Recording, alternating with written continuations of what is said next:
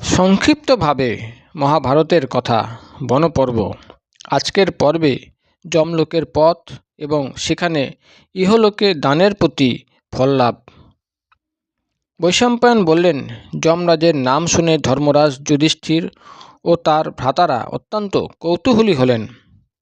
তারা মহাত্মা মার্কণ্ডেয়কে প্রশ্ন করলেন, মুনিবর, আপনি বলুন, মনুষ্য লোক থেকে যমলোক কত দূর? সেটি কেমন, কত বড়?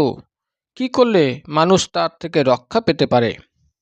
মহর্ষি মার্কণ্ডেয় বললেন, ধর্মাত্মা শ্রেষ্ঠ যুধিষ্ঠির, তুমি অত্যন্ত গূঢ় প্রশ্ন করেছ। এ অত্যন্ত পবিত্র, ধর্মসম্মত এবং ঋষিদেরও অভিপ্রেত। আমি তোমার প্রশ্নের উত্তর দিচ্ছি।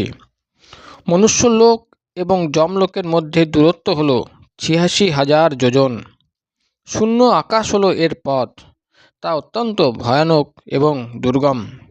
সেই পথে কোনো বৃক্ষছায়া নেই, জল নেই, বিশ্রাম করার স্থান নেই।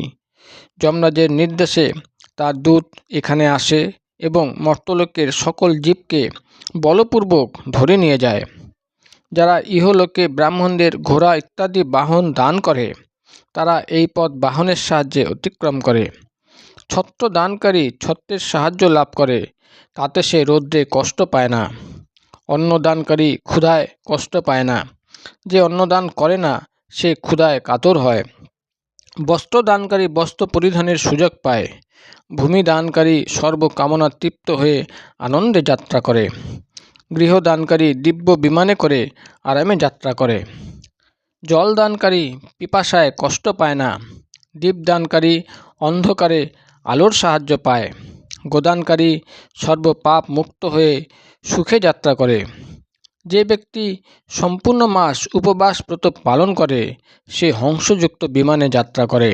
৬ রাত্রি উপবাসকারী ময়ূর বিমানে যায় এবং ৩ রাত্রি একবার মাত্র ভোজন করে সে অক্ষয় লোক প্রাপ্ত হয়।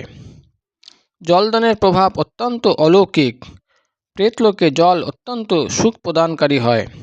মারা গেলে যাদের জলদান করা হয়, সেই পুণ্য আত্মাদের জন্য যমলোকের পথে পুষ্পদকা নামে নদী আছে। তারা সেই নদীর মধুর শীতল জল পান করে।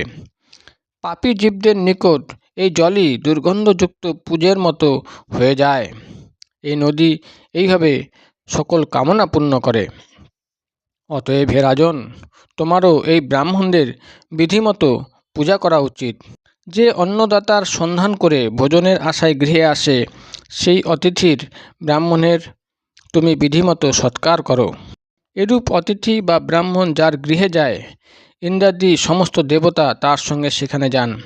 সেখানে অতিথি যদি সম্মান পান, তাহলে তারাও প্রসন্ন হন, আর যদি সম্মান না পান, তাহলে দেবতারাও নিরাশ হয়ে ফিরে যান। অতএব হে রাজন, তুমি অতিথির বিধিমতো সৎকার করতে থাকো। এখন বলো, আর কি শুনতে চাও? যুধিষ্ঠির বললেন, মুনিবর, আপনি ধর্মজ্ঞ, তাই আপনার কাছ থেকে বারংবার ধর্মের কথা শুনতে ইচ্ছা করে। মহর্ষি মার্কণ্ডেয় বললেন, রাজন, এখন আমি তোমাকে ধর্ম সম্পর্কে অন্য কথা জানাচ্ছি, মন দিয়ে শোনো। ব্রাহ্মণকে স্বাগত জানালে অগ্নি, আসন প্রদান করলে ইন্দ্র, পদপ্রক্ষালন করলে পিতৃপুরুষ এবং ভজনের অন্ন দিলে ব্রহ্মা তৃপ্ত হন। সদ্যজাত বৎসসহ গাভী প্রদান করলে পৃথিবীদানের সমান পুণ্য হয়। যে দ্বিজ মৌনভাবে ভোজন করেন, তিনি নিজেকে এবং অপরকে রক্ষা করতে সক্ষম।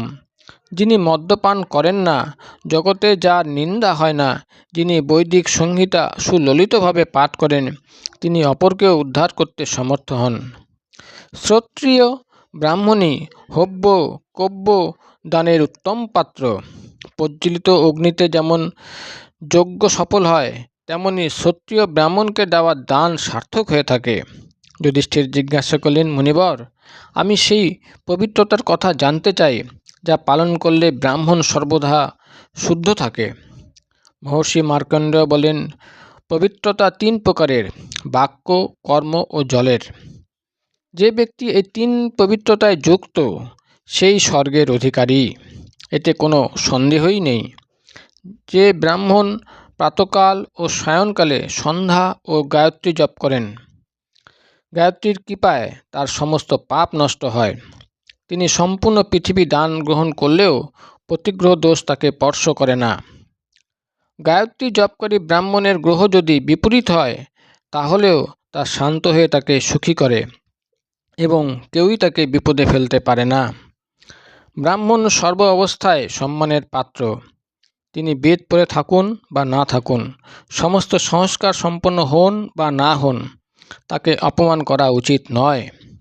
ছাইচাপা আগুনে যেমন পা দেওয়া ঠিক নয়, যেখানে সদাচারী, জ্ঞানী এবং তপস্বী বেদজ্ঞ ব্রাহ্মণ বাস করেন সেই স্থানই নগর। গোশালা হোক অথবা জঙ্গল, যেখানে অনেক শাস্ত্রজ্ঞ ব্রাহ্মণ থাকেন সেই স্থানকে তীর্থ বলা হয়। পবিত্র তীর্থে স্নান, পবিত্র বেদমন্ত্র অথবা ভগবত নাম কীর্তন এবং সৎ ব্যক্তিদের সঙ্গে আলোচনা, বিদ্বান ব্যক্তিরা এইসব কার্যকে উত্তম বলে থাকেন। সজ্জন ব্যক্তি সৎসঙ্গে কথিত পবিত্র সুন্দর বাণীরূপ জলের সাহায্যেই নিজ আত্মাকে পবিত্র বলে মনে করেন। যিনি কায় মনোবাক্যে এবং বুদ্ধিতে কখনো পাপ করেন না, তিনি মহাত্মা তপস্বী। শুধু শরীর শুষ্ক করলেই তপস্বী হয় না। যে ব্যক্তি ব্রত উপবাসের সাহায্যে মুনিবৃত্তিতে থাকে কিন্তু নিজ আত্মীয় পরিজনের উপর একটুও দয়াভাব রাখে না, সে কখনো নিষ্পাপ হতে পারে না। তার এই নির্দয় ভাব সমস্ত তপস্যা নাশ করে দেয়। শুধু আহার ত্যাগ করলেই তপস্যা হয় না। যিনি নিরন্তর গৃহে বাস করে, পবিত্রভাবে থাকেন এবং সর্বপ্রাণীর উপর দয়াভাব রাখেন, তাকেই মুনি বলে বুঝতে হবে। তিনি সর্বপাপ থেকে মুক্ত হয়ে যান। রাজন, শাস্ত্রে যার উল্লেখ নেই, মন থেকে এরূপ কর্ম কল্পনা করে লোকে শিলা ইত্যাদির উপর আসন গ্রহণ করেন। তপস্যার নামে পাপ নষ্ট করার জন্য এইসব করা হয়, কিন্তু এর দ্বারা শুধু শরীরকেই কষ্ট দেওয়া হয়, আর কিছু লাভ হয় না। যার হৃদয় শ্রদ্ধা ও ভাবশূন্য, অগ্নিও তার পাপকর্ম ভস্ম করতে পারে না। দয়া এবং কায়মনোবাক্যের শুদ্ধিতেই শুদ্ধ বৈরাগ্য এবং মোক্ষ লাভ হয়। শুধু ফল খেয়ে বা হাওয়া খেয়ে থাকলে অথবা মস্তক মুণ্ডন করলে, জটা রাখলে, গৃহত্যাগ করলে, পঞ্চাগ্নি সেবন করলে, জলের মধ্যে দাঁড়িয়ে থাকলে কিংবা মাটিতে বা খোলা আকাশের নিচে বাস করলেই মোক্ষ লাভ হয় না। জ্ঞান অথবা নিষ্কাম কর্ম দ্বারাই জরা, মৃত্যু ইত্যাদি জাগতিক ব্যাধি থেকে মুক্তি লাভ হয় এবং উত্তম পদ প্রাপ্তি হয়। অগ্নিদগ্ধ বীজে যেমন বৃক্ষ হয় না, তেমনি জ্ঞানরূপ অগ্নিতে সমস্ত অবিদ্যাজনিত ক্লেশ দগ্ধ হয়ে গেলে পুনরায় আর জন্মগ্রহণ করতে হয় না। একটি বা অর্ধেক শ্লোকে যদি হৃদয়দেশ বিরাজমান আত্মার সম্বন্ধে জ্ঞান লাভ হয়, তাহলে মানুষের সম্পূর্ণ শাস্ত্র অধ্যয়নের প্রয়োজন সমাপ্ত হয়। কোনো ব্যক্তি এই 2 অক্ষর দ্বারাই আত্মাকে জেনে যায়। আবার কিছু লোক মন্ত্রপদযুক্ত হাজার হাজার উপনিষদের বাক্য দ্বারা আত্মতত্ত্বকে বোঝে। যেমনই হোক, আত্মতত্ত্বের সুদৃঢ় বোধই হল মোক্ষ। যার হৃদয়ে সংশয়, আত্মার প্রতি অবিশ্বাস, তার লোকও নেই, পরলোকও নেই এবং সে কখনো সুখ পায় না। জ্ঞানবৃদ্ধ ব্যক্তিগণ এ কথাই বলেছেন। তাই শ্রদ্ধা ও বিশ্বাস সহকারে নিশ্চয়াত্মক বোধই হল মোক্ষের স্বরূপ। যদি তুমি এক অবিনাশী এবং সর্বব্যাপক আত্মাকে যুক্তির সাহায্যে জানতে চাও, তাহলে কথা তর্ক ছেড়ে শ্রুতি এবং স্মৃতির আশ্রয় নাও। তাতে আত্মবোধকারী নানা উত্তম যুক্তি উপলব্ধ হবে। যে শুষ্ক তর্কের আশ্রয় নেয়, সাধন বৈপরীত্যের জন্য তার আত্মার সিদ্ধি হয় না। সুতরাং আত্মাকে বেদের সাহায্যেই জানা উচিত, কারণ আত্মা বেদস্বরূপ, বেদই তার শরীর। বেদের দ্বারাই তত্ত্ববোধ হয়, আত্মাতেই বেদের উপসংহার বা লয় হয়। আত্মা নিজ উপলব্ধিতে স্বয়ং সমর্থ নয়, শুষ্ক বুদ্ধির দ্বারাই তার অনুভব হয়। সুতরাং মানুষের ইন্দ্রিয়াদির নির্মলতার সাহায্যে বিষয় ভোগাদি ত্যাগ করা উচিত। ইন্দ্রিয় নিরোধের দ্বারা যে অনশন, তা দিব্য হয়।